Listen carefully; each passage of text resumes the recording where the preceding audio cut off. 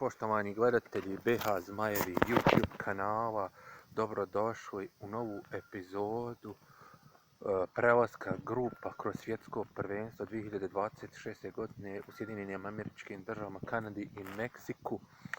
Sinoć sam ja napravio grešku kada sam rekao da je u grupi C domaćin Sjedinjene Američke Države, Turska, Paragvaj, Australija. Ja sam tu napravio grešku.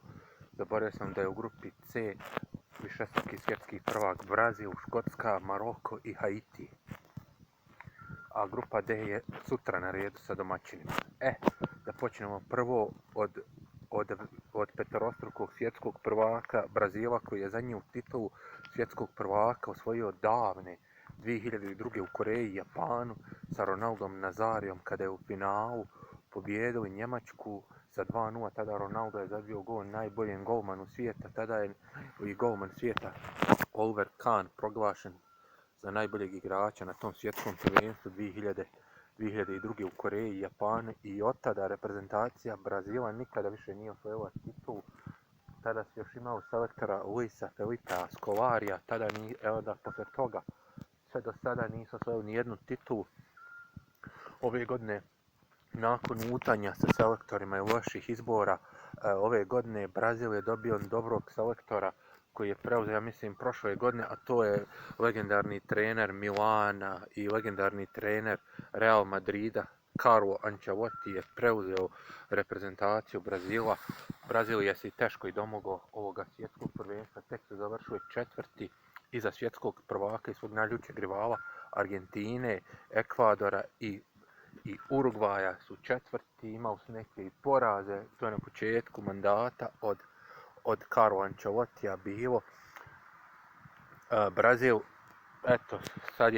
ima i spisak Brazila koje sve na svjetskom prvenstvu. U reprezentaciju je pozvan i bivša zvijezda Paris Saint-Germaina, sada igrač Santosa i igrač Al Ittifaka. Neymar Jr. se vratio u reprezentaciju. Hoće li što napraviti na ovom svjetskom prvenstvu, vidit će se. Još je tu igrač Reala, prva zvijezda im je sigurno Vinicius Junior, zvijezda Real Madrida. Tu je odlični talenat koji igra odlično, koji je procvjetao u Lyonu, Endrick. Ima i stvarno Lucas Paqueta je tu, ima i stvarno engleski prvak s Arsenalom Martinelli je također tu. Ima i dobar tim, a hoće uspjeti, a ovu će grupu trebalo bi osvojiti, prvo mjesto osvojiti ne bi trebalo u pitanje.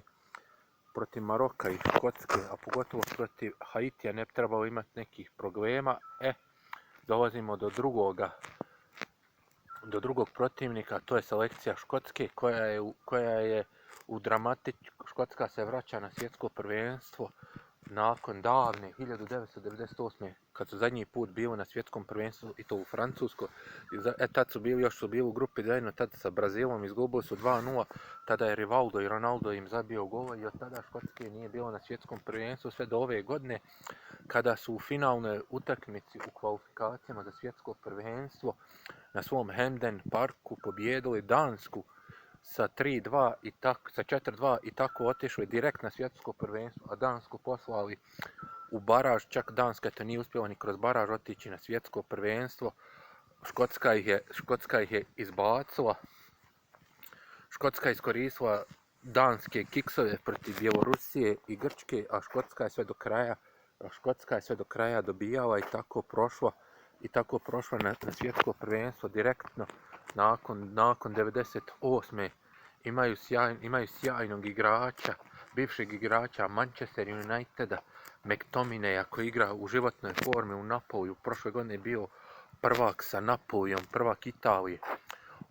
Vidjet ćemo što more. McTominay isto dobar igrač. Imaju dobar tim koji igra napadački fudbal, normalno otočki njihov onaj standardni fudbal, stvarno igraju dobar oni fudbal, mogu svima pomrsiti računa. Ovo im je grupa taman po mjeri. Tu je Maroko s kima se mogu nadmetati, tu je Brazil, Haitija neće imati problema i to je to. Treći u grupi C je selekcija Maroka, koja je na zadnjem svjetskom prvenstvu u Kataru napravo najveći uspjeh afričke reprezentacija kada je na kraju došla do 4. mjesta pošto je izgubila za bronzanu medalju selekcije Hrvatske. Najveća su bili senzacije na tom svjetskom prvenstvu u Kataru. Bili su u grupi sa Hrvatskom, Belgijom i Kanadom, završili su drugi, onda su u osmini finala izbacili Španiju, u četvrtini finala su izbacili, ja mislim, Englesku i na kraju normalno nisu mogli u polufinalu protiv Francuske, otišli su u duel sa Hrvatskom gdje su izgubili za 3. mjesto, nažalost. Maroko je dobra ekipa, ima Hakimija, ima Ziješa, selekcija koja je ove kvalifikacije afričke uspjela proći neokrznuto. Eto, vraćena im je i titula u afričkog prvaka, pošto je sud u Africi im dodijelio titulu nakon što su oduzeli titulu Senegalu, koji je Senegal osvojio u njihovoj državi na njihovom tlu u Maroku. Onda je ta Afrička konfederacija vratila nazad titulu selekciji Maroka. Maroko je ponovo prvak Afrike, dolazi na ovo svjetsko kao prvak Afrike. Šta sam mislio reći još?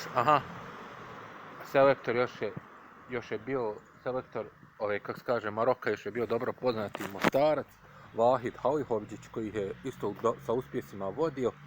Sad Maroko, ja mislim, i treba i selektora, nema još selektora, još nisu dobili selektora za ovo svjetsko, treba još izabrati, ima još 2 mjeseca roka, pa ćemo vidjeti šta će se odlučiti u Maroku. Treba je on ovu grupu proći sa lakoćom, barem s 2. mjesta, pa onda dalje. I posljednja reprezentacija u grupi C, nakon što su Sjedinjene Američke Države, Kanada i Meksiko direktno kvalificirani kao domaćini svjetskog prvenstva 2026. u CONCACAF zoni se otvorio lagan put za ostale reprezentacije da se domognu svjetskog prvenstva. Tako je uspio i selekcija Haitija, otočna državca koja ima baš burnu, uvijek je kod nja nešto je drugo plano od sporta, sad nećemo o tome.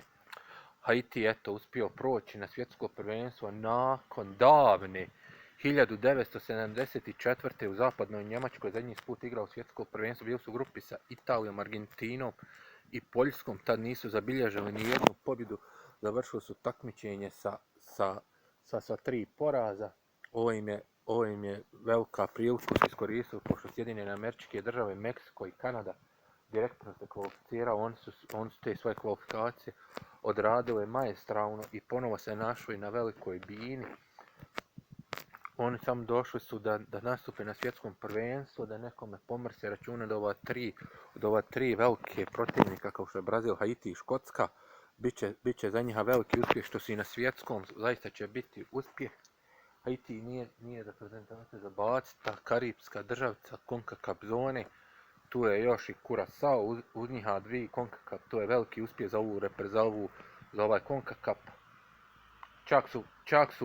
Čak su iza sebe su ostali, što treba to spomenuti, iza sebe su čak ostavili Kostariku, Honduras, Trinidad i Tobago, Jamajku, koji su davno nastupili na svjetskim prvenstvima i prošli na svjetsko prvenstvo. I ljudi, i to je to. Moja prognoza je Brazil, Maroko, Škotska. I ljudi, hvala što ste gledali ovu prezentaciju grupe C. Vidimo se sutra kad radimo grupu D, gdje su Sjedinjene Američke Države, Turska, Australija i Paragvaj. Do tada, doviđenja i prijatno. I pozdravlja se vaš Arne Zenčić. Pozdrav svima sa BH Zmajevi i Bosanski Petrovci YouTube kanala.